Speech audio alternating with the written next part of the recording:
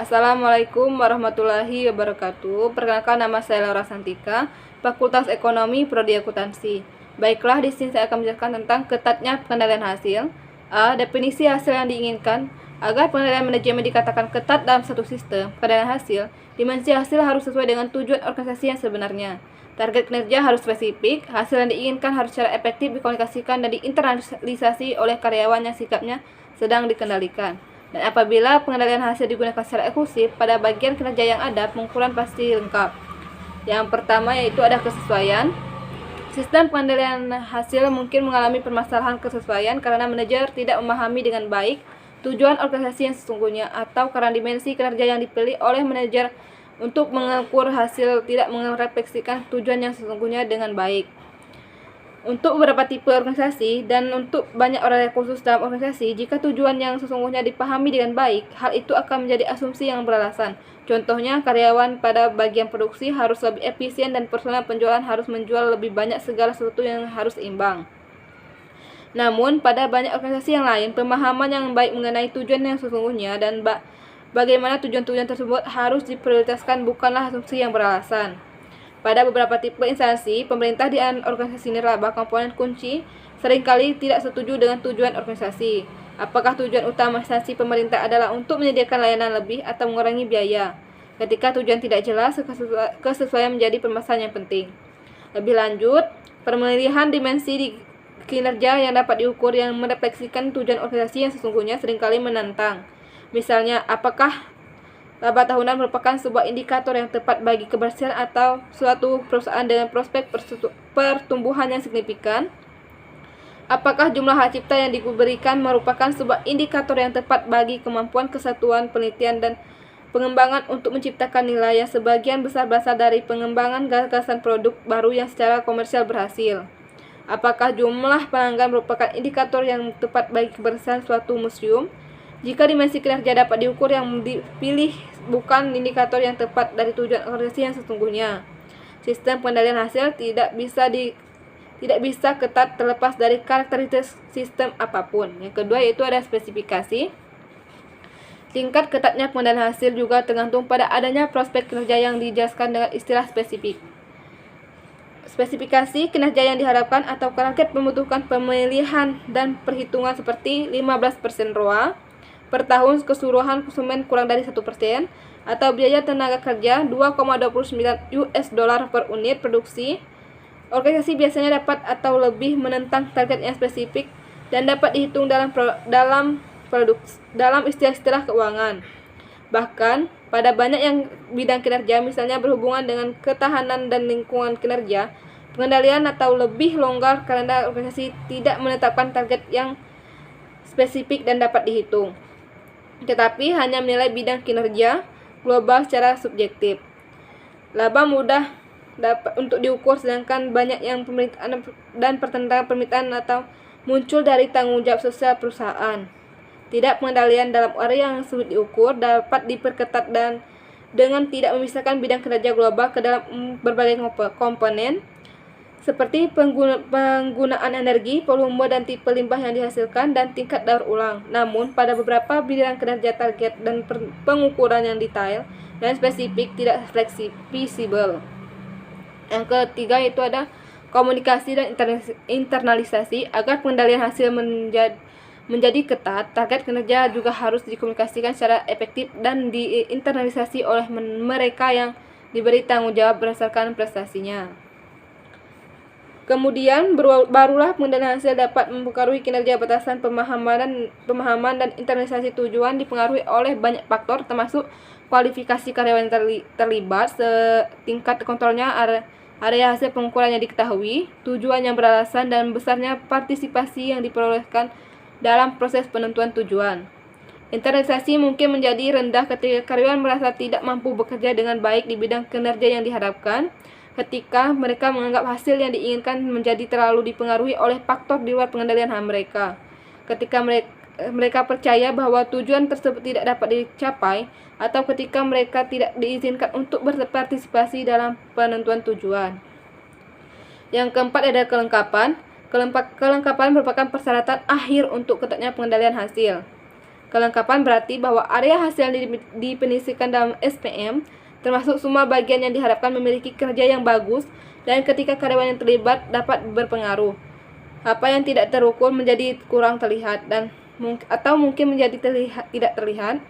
Oleh karena itu, ketika area hasil yang ditetapkan tidak lengkap, karyawan seringkali membiarkan kerja di area yang diukur terlewat, misalnya karyawan bagian pembelian yang dapat direvaluasi dari pemenuhan standar biaya mungkin menyebabkan kualitas menurun. Demikian pula tenaga penjual yang diminta untuk mencapai kuota volume penjualan mungkin mengejar volume penjualan atas biaya yang mungkin lebih kecil tetapi lebih menguntungkan. Oleh karena itu, sistem penilaian hasil selengkap mungkin harus mencakup seluruh informasi mengenai pengaruh karyawan terhadap nilai perusahaan yang diukur secara tepat, sehingga usaha karyawan seimbang pada seluruh dimensi pekerjaan mereka. Namun pada tingkat manajerial, ketika pengerjaan kompleks, penilaian hasil hampir pasti tidak lengkap. Umumnya, manajer mengarahkan usahanya hanya pada tugas terukur dan mungkin mengabaikan tugas lainnya yang penting tapi tak terukur, seperti dengan memfokuskan pada penaikan laba jangka pendek atau biaya hubungan konsumen jangka panjang. Hal ini merupakan contoh umum dari miopia manajerial yang dibebaskan. Ketika pengendalian hasil tidak lengkap, tipe pengendalian hasil lainnya termasuk pengendalian tindakan dan personel atau kultural harusnya didesain untuk berusaha mengisi kekosongan oleh ketidaklengkapan pengendalian hasil. Contoh, mekanisme pengendalian komplementer adalah pengendalian tindakan yang mencakup pengendalian kualitas dan pengendalian kultural yang bertujuan untuk menanamkan pola pikir pada kinerja dan inovasi yang berkesinambungan untuk menghadapi perilaku yang mendorong terjadinya pengaburan hasil. Yang kelima yaitu ada pengukuran kinerja. Pengendalian hasil yang ketat juga tergantung pada mencakup pengukuran kinerja yang digunakan. Seperti yang dibahas pada bab sebelumnya, pengendalian hasil tergantung pada pengukuran yang teliti, objektif, pada tepat waktu, dan dapat dipahami. Sistem pengendalian hasil yang digunakan untuk menerapkan pengendalian yang ketat memerlukan semua kualitas pengukuran tinggi. Jika pengukuran gagal pada bagian manapun, sistem pengendalian tidak dapat digolongkan sebagai pengendalian yang ketat karena adanya permasalahan perilaku yang dimungkinkan. Yang keenam yaitu ada insentif. Pengendalian hasil mungkin menjadi lebih ketat jika imbalan dihubungkan secara langsung dan pasti dengan pencapaian yang diinginkan. Hubungan langsung berarti bahwa pencapaian hasil diterjemahkan secara eksplisit dan jelas menjadi imbalan. Hubungan pasti antara hasil dan imbalan berarti bahwa tidak ada alasan yang ditoleransi. Kedua elemen secara berkaitan diilustrasikan dalam sebuah kutipan mantan Presiden Direktur Buzz and Lomb. Sekali Anda menentukan jumlah target, Anda diharapkan mendapat pencapaiannya. Manajer yang gagal mencapai target laba tahunan bahkan dengan selisih yang kecil sekalipun memperoleh bonus yang tidak seberapa, sementara mereka yang melebihi target memperoleh pembayaran besar. Demikian halnya pada sektor publik kepada Philippines Bureau of Internal Revenue. Otoritas pajak yang mendatangkan sebagian besar mendatangkan pemerintah mengundurkan diri atas kegagalan untuk mencapai target. Instansi setelah mengumumkan pengunduran dirinya, juru bicara Presiden Direktur mengatakan dia tidak berkinerja dengan baik dan dia mengatakan bahwa dia bertanggung jawab atas hal ini. Meski hal ini tampaknya menjadi tren pada sebagian besar organisasi, termasuk pada organisasi nirlaba dan organisasi sektor publik, sebuah topik mengenai penghubungan antara kompensasi, insentif, dan kinerja untuk menjadi lebih langsung dan lebih pasti menimbulkan perdebatan dan kontroversi. Kita akan membahas fokus kunci yang menentukan fleksibilitas dan isu yang muncul dari instansi berbasis. Sistem yang digunakan untuk memonitor kinerja pengemudi pada United Vehicle Service atau UVS merupakan contoh yang tepat mengenai sistem pengendalian hasil yang ketat. Baiklah, yang B, ketatnya pengendalian tindakan. Secara keseluruhan, sistem pengendalian tindakan harus dianggap ketat hanya jika besar kemungkinan bagi karyawan untuk terus-menerus terlibat dalam semua tindakan yang penting untuk keberhasilan operasi dan tidak akan terlibat dengan tindakan yang merugikan. Yang pertama yaitu ada pembatasan perilaku. Pembatasan perilaku, baik fisik ataupun administrasi, dapat menciptakan pengendalian yang ketat dalam beberapa bidang. Pada suatu organisasi, pembatas fisik terdiri atas banyak bentuk, mulai dari kunci sederhana di meja untuk mengembangkan perangkat lunak dan sistem keamanan elektronik. Tidak ada aturan sederhana yang diberikan mengenai tingkat pengendalian yang berikan mungkin kecuali perlindungan ekstra yang biasanya lebih mahal. Pembatasan administratif juga menciptakan tingkat pengendalian yang beragam. Pembatasan otoritas keputusan pada tingkat organisasi yang lebih tinggi menimbulkan pengendalian yang lebih ketat jika dapat diasumsikan bahwa karyawan dengan kedudukan yang lebih tinggi akan membuat keputusan yang lebih reliable daripada karyawan yang kedudukan lebih rendah.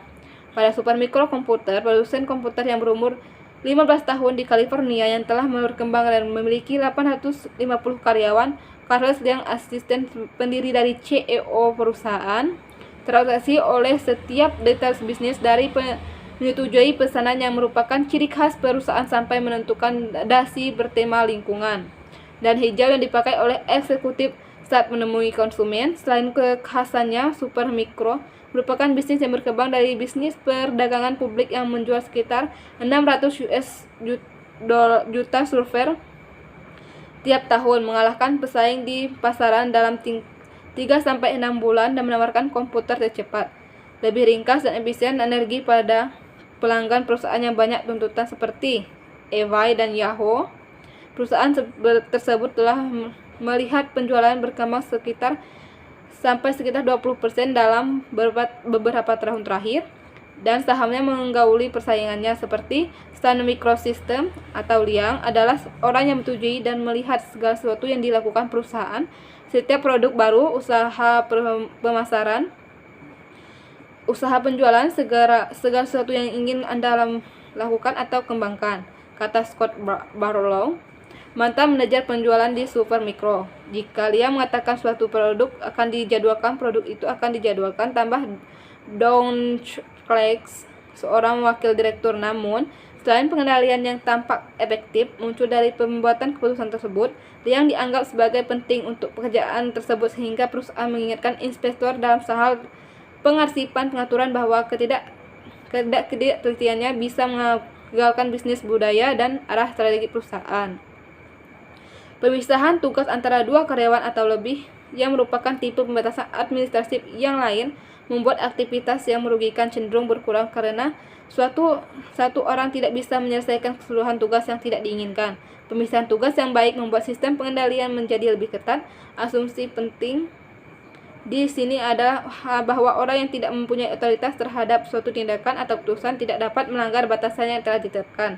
Namun, bukti menunjukkan bahwa baik mengesampingkan pengendalian internal maupun kolusi internal karyawan memberikan kontribusi signifikan pada kecenderungan dalam organisasi. Sesungguhnya, Richard Foyle, seorang partner pada KPMG Forensik di Inggris, mengatakan perusahaan jelas menghadapi tantangan. Lebih dari 60% pelaku atau penipuan adalah anggota manajemen senior yang statusnya dalam perusahaan membuat mereka lebih mudah untuk menghindari pengendalian internal dan menimbulkan kerusakan yang lebih besar pada perusahaan. Yang kedua yaitu ada kajian pratindakan. Kajian pratindakan dapat membuat ketat sistem pengendalian manajemen jika kajiannya sering, rinci, dan dilakukan oleh pengaji yang rajin, pengetahuan luas. Kajian pratindakan selalu ketat pada bagian yang melibatkan alokasi sumber daya yang besar karena banyak investasi yang tidak mudah dibatalkan dan dapat mempengaruhi kebersihan dan kegagalan suatu organisasi.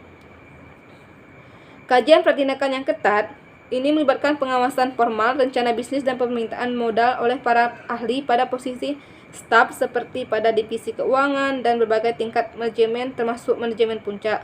Akan tetapi, beberapa organisasi juga menggunakan kajian pratindakan yang ketat sebelum karyawan dapat menggunakan uang meskipun dalam jumlah yang kecil. Dan Gear, perusahaan sepatu olahraga, digambarkan sebagai perusahaan yang memperketat karena manajer senior harus menyetujui digambarkan sebagai perusahaan yang memperketat pengeluaran yang lebih dari $2,500 di Disney di bawah mantan CEO Michael Eisner. Musuh Eisner, Roy Disney, mengeluh bahwa tidak ada seorang pun diberi wewenang untuk melakukan sesuatu sesuai dengan keinginan sendiri. Segala sesuatu harus mengetahuan Michelle jika terkait dengan biaya meskipun hanya sepeser.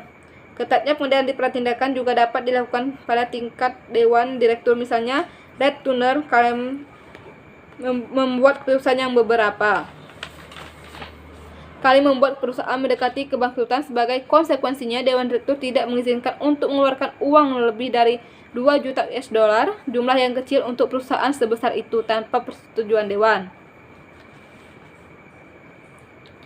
Seberapa ketat pengendalian perusahaan juga sering kali berbeda berdasarkan kekayaannya. Misalnya karena Citigroup berusaha untuk pulih dari kerugian yang melumpuhkan setelah krisis keuangan, perusahaan tersebut mencoba beberapa perbaikan, beberapa melibatkan restrukturisasi struktur organisasi dan memperhatikan karyawan sebagai konsekuensinya. Namun, raksasa perbankan tersebut tampaknya tidak puas. Sebuah memo dari John Havens kepada Citigroup Institutional Client Group atau ICG mendesak karyawan untuk lebih menghemat pengeluaran. Mengelola pengeluaran tidak hanya aspek penting dari strategi kita, tetapi juga bagian penting dari pekerjaan kita, tulis Harvest. Namun perlunya kajian dari pegawai atau komite kedudukan tinggi atau bahkan dewan direktur tidak secara otomatis menandakan bahwa pengendalian pratindakan ketat, bahwa banyak top manajer yang sibuk. Begitu juga komite modal tidak meluangkan waktu untuk memeriksa semua proposal pengurangan dengan teliti, khususnya proposal kecil. Mereka hanya memberikan stafel. Yang ketiga yaitu ada akuntabilitas tindakan. Pengendalian akuntabilitas tindakan menciptakan pengendalian ketat seperti halnya pengendalian hasil yang ketat. Jumlah pengendalian yang ditimbulkan dari pengendalian akuntabilitas tindakan yang tergantung pada karakteristik definisi tindakan yang diinginkan dan tidak diinginkan, efektivitas sistem pelacakan tindakan, dan penguatan imbalan atau hukuman yang diberikan. Yaitu ada 1. Definisi tindakan.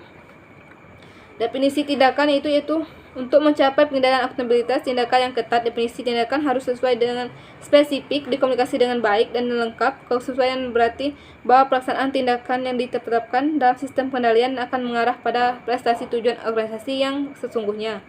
Pengendalian yang lebih ketat dapat juga dipengaruhi oleh pembuatan definisi tindakan yang spesifik dalam bentuk peraturan kerja seperti larangan minuman alkohol selama bekerja, atau kebijakan seperti persyaratan untuk mendapat 3 penawaran yang bersaing sebelum melakukan pembelian, yang berlawanan dengan hanya mengandalkan arahan yang kurang spesifik seperti menjalankan kebijakan yang baik atau memperlakukan rekan kerja dan konsumen dengan hormat. Pengendalian tindakan yang ketat tergantung pada pemahaman dan penerimaan peraturan kinerja, kebijakan, dan arahan oleh karyawan dilakukan dan sedangkan dikendalikan. Jika karyawan yang terlibat tidak memahami peraturan, kebijakan, atau aturan, mereka mungkin akan meremehkan. Jika karyawan tidak menerima peraturan tersebut, mereka mungkin berusaha mencari cara untuk menghindarinya. Pemahaman dan penerimaan dapat ditingkatkan melalui komunikasi dan pelatihan dengan membolehkan karyawan untuk berpartisipasi dalam pengembangan peraturan, kebijakan, dan arahan. Jika sistem pengendalian modal terlalu bergantung pada akuntabilitas tindakan, definisi dari tindakan yang tidak diinginkan harus lengkap. Kelengkapan berarti bahwa semua tindakan yang penting dapat diterima dan tidak dapat diterima didefinisikan dengan baik. Kami memiliki prosedur untuk segala sesuatu adalah sebuah komentar dari seseorang yang mengindikasikan orang yang bekerja pada lingkungan dengan akuntabilitas tindakan yang ketat, bahkan perkataan seorang manajer pada sebuah panti bereda. Kami memiliki prosedur untuk segala sesuatu, termasuk kebijakan kerahasiaan, prosedur keluhan staf, deskripsi tugas yang komprehensif, catatan pelatihan perawatan, dan peraturan perusahaan. Peraturan perusahaan termasuk berbagai kebijakan dari kesehatan dan bebas rokok, dan suatu bagian tentang perbuatan kotor. Yang kedua itu ada pelacakan tindakan. Pengendalian pada sistem pengendalian akuntabilitas tindakan juga dapat dibuat lebih ketat dengan cara meningkatkan efektivitas sistem pelacakan tindakan. Karyawan yang yakin bahwa tindakan mereka akan diperlihatkan dan diperhatikan secara tepat waktu akan lebih kuat dipengaruhi oleh sistem pengendalian akuntabilitas tindakan daripada karyawan yang merasa bahwa kemungkinannya tertangkap kecil. Supervisi langsung secara terus-menerus ada suatu metode pelacakan tindakan yang ketat. Audit laporan tindakan yang detail merupakan metode lainnya. Contohnya kajian detail mengenai laporan pengeluaran setelah Cadence Corporation menemukan penyimpangan akuntansi Pada salah satu divisi, manajemen perusahaan membuat 3 posisi keuangan senior yang baru untuk memastikan bahwa kami tidak pernah memperoleh kejutan akuntansi lagi. Pembuatan 3 posisi tersebut membantu perusahaan untuk lebih baik dalam pelacakan tindakan untuk melihat aktivitas game playing yang tidak diinginkan. Yang ketiga yaitu ada penguatan tindakan. Akhirnya pengendalian dapat dibuat lebih ketat dengan membuat imbalan atau hukuman menjadi lebih signifikan terhadap karyawan yang terlibat. Secara umum maknanya bervariasi secara langsung dengan ukuran penguatan. Ketika imbalan atau insentif merupakan bentuk umum dari penguatan yang diberikan oleh perusahaan dalam penetapan pengendalian hasil. Hukuman tindakan pendisiplinan adalah hal umum dalam penetapan pengendalian tindakan karena hukuman tersebut sering melibatkan pelanggaran karyawan terhadap peraturan dan prosedur, seperti halnya imbalan individu yang berbeda juga menunjukkan reaksi yang berbeda terhadap hukuman yang sama. Suatu tipe tindakan disiplin yang signifikan, pemecatan tampaknya dipahami secara umum. Cara pengendalian tindakan perusahaan menerbangkan komersial pada pilot mereka merupakan contoh yang baik dari ketatnya sistem pengendalian akuntabilitas. Tindakan pilot diberikan daftar detail yang merinci hampir semua tindakan yang dibutuhkan. Tidak hanya untuk operasi normal, tetapi juga untuk semua kemungkinan yang ada, seperti kegagalan mesin, kebakaran, angin ribut, dan pembajakan. Pelatihan yang intensif membantu memastikan bahwa prosedur telah dipahami, dan seringnya pemeriksaan dan pembaruan membantu memastikan bahwa prosedur tersebut tetap ada dalam ingatan pilot. Pelacakan tindakan yang menyimpang dilakukan dengan teliti dan tidak tepat waktu, karena semua pelanggaran yang potensial diperiksa secara teliti oleh penginvestigasi yang objektif. Pada akhirnya, penguatan menjadi signifikan karena pilot diancam dengan hukuman berat, termasuk kehilangan pekerjaan, belum lagi rasa takut kehilangan nyawa ketika terjadi kecelakaan. Bahkan, sebagian besar spesifikasi detail tindakan dapat dilemahkan dengan kekurangan pelacakan tindakannya dan penguatan. Misalnya, peraturan dan prosedur tindakan akan diikuti apabila top manajemen tidak menunjukkan perhatian agar peraturan dan prosedur tersebut diakui. Oleh karena itu, agar accountability ditindakan menjadi ketat, semua elemen sistem pengendalian tindakan, definisi dari tindakan, pelacakan tindakan, dan penguatan harus didesain dengan cepat. Lebih lanjut, pengendalian tindakan terkadang terlihat menghambat efisien. Dengan demikian, usaha reengineering yang berfokus pada peningkatan efisien terkadang secara tidak hati-hati merendahkan kajian pratindakan, sekvensasi tugas, bukti tertulis, dan rekonsiliasi yang tidak memberikan nilai tambahan. Ketika pengendalian mungkin tidak memberikan nilai tambah, pengendalian tersebut dapat membantu memecahkan hilangnya nilai perusahaan, bahkan dapat meningkatkan nilai tersebut, dan diharapkan dapat memecahkan kerugian yang mungkin timbul dari skandal korupsi atau kecelakaan. Baiklah, untuk selanjutnya yaitu C. Ketatnya pengendalian personel atau kultura. Ada beberapa situasi sistem manajemen yang digunakan oleh pengendalian personel atau kultura dapat juga dianggap ketat. Dalam organisasi sosial dan volunteer, pengendalian personel biasanya menunjukkan jumlah pengendalian yang signifikan, sebagaimana kebanyakan volunteer sangat puas hanya dengan melakukan kebaikan sehingga termotivasi untuk melakukan dengan baik. Beberapa perusahaan menggunakan berbagai bentuk pengendalian personel atau kultura yang jika dikomunikasikan dengan menghasilkan pengendalian yang ketat. Contohnya, pengendalian yang digunakan pada area produksi Wabash National Corporation, produsen truk kontainer yang berlokasi di Lafayette, Indiana adalah 1. Walk and talk interview yang pelamarannya mulai mengamati kecepatan pabrik yang tidak terkontrol. Yang kedua yaitu rencana insentif kelompok, termasuk rencana pembagian laba yang memberikan 10% pendapatan setelah pajak kepada karyawan, dan rencana pensiun yang didasarkan pada kontribusi margin laba.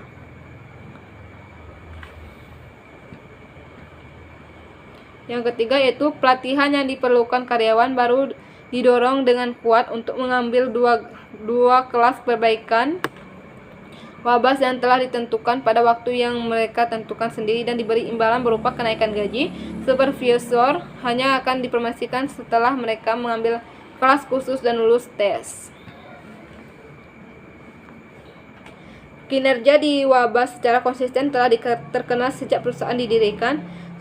Seorang eksekutif yang buru-buru ini mengunjungi Wabas mengatakan bahwa saya tidak pernah melihat tenaga kerja yang termotivasi, namun dalam banyak kasus tingkat pengendalian pada pengendalian personal atau kultural kurang ketat. Pada banyak perusahaan harus saling melengkapi antara tujuan individu dan organisasi lebih kecil daripada di perusahaan keluarga. Karakteristik itu juga tidak stabil. Perbedaan antara tujuan individu dan organisasi seringkali dapat datang tak terduga, sebagaimana hasil survei oleh KPMG Forensik menyatakan ciri khas penipu perusahaan adalah eksklusif laki-laki yang terpercaya dan yang melakukan lebih dari 20 tindakan penipuan selama 5 tahun atau lebih. Jelasnya perusahaan ironisnya tidak boleh sepenuhnya menaruh kepercayaan pada karyawan yang terpercaya, meskipun mereka tampaknya tidak pernah menunjukkan tanda-tanda ketidakjujuran dan berhubungan baik dengan koleganya. Tahapan yang mungkin diambil untuk meningkatkan kekuatan pengendalian personel sulit diperkirakan dan secara potensial tidak reliable. Faktor-faktor seperti pendidikan, pengalaman, dan kepribadian tidak selalu dapat memprediksi kinerja di masa yang akan datang. Kesimpulan dari materi yang saya sampaikan yaitu pada beberapa perusahaan tipe pengendalian khusus digantikan dengan tipe yang lain yang lebih sesuai dengan situasi untuk tujuan pengendalian ketat. Beberapa perusahaan memperketat pengendalian dengan mengganti sikap sopan pengendalian pengendalian personel dengan insentif berbasis kinerja berpengaruh perasaan pengendalian hasil. Perusahaan lain memperketat pengendalian dengan tidak menekankan pada pengendalian hasil, tetapi menekankan pada kajian detail pada tindakan pengendalian tidak tindakan. Pengendalian akan tetapi manajer tidak hanya terbatas pada bekerja dengan karakteristik satu bentuk pengendalian atau menggantikan satu dengan yang lain. Untuk memperketat pengendalian, perusahaan harus sering mendasarkan pada berbagai bentuk pengendalian dan penyesuaian satu dengan yang lain. Selanjutnya, pengendalian tersebut menguatkan satu sama lain atau saling melengkapi sehingga bisa saling mengisi, yang kombinasinya menciptakan pengendalian ketat pada seluruh faktor penting keberhasilan perusahaan. Recon Electric yang studi kasusnya ada dalam buku yang ada di materi tadi adalah contoh tepat mengenai perusahaan yang secara efektif menggunakan berbagai pengendalian yang saling melengkapi dan saling menguatkan pada tingkat hasil, tindakan, dan personel atau kultural. Harus diakui bahwa perusahaan terkadang dengan sengaja memilih melonggarkan pengendalian mereka. Mereka melakukannya karena menggunakan pengendalian yang tidak cocok menyebabkan efek samping yang merugikan seperti penundaan produksi atau frustrasi dan penurunan motivasi karyawan. Itu merupakan efek samping yang menyebabkan banyak orang memiliki perasaan negatif ketika mereka hanya mendengar penyebutan pengendalian ketat. Contoh SAP Amerika yang telah dibahas di dalam materi tadi memberikan contoh yang membongkar lapisan kekeliruan dan birokrasi agar perusahaan menjadi lebih responsif pada lingkungan yang berubah dengan cepat. Pada materi berikutnya nanti akan dibahas.